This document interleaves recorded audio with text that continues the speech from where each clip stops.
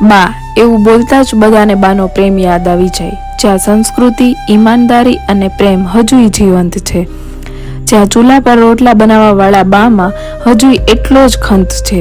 અત્યારે બાજરાના રોટલા ખાવા હોય તો બાને ગોતવા પડે છે. એ ચૂલા પર બનાવેલા રોટલાનો સ્વાદ, ઘી અને માખણ બીજું તો શું જોઈએ. આજે ક્યાંક ને ક્યાંક બધું ભૂલાતું જાય છે. કદાચ આ થોડાક વર્ષોમાં બાને પણ ગોતવા જશું.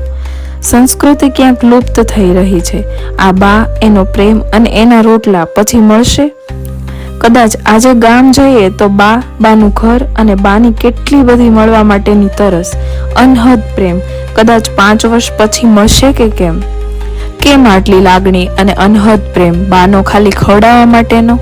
ક્યાંક સમજવાનું ચૂકી રહ્યા છીએ કે કેટલો અદ્ભુત સમય હતો જ્યારે એના હાથનું જમીને મોટા થયા. હવે ખબર છે આવું કોઈ મળશે કે કેમ? કદાચ મળશે તો એ બા તો ના જ હોઈ શકે ને.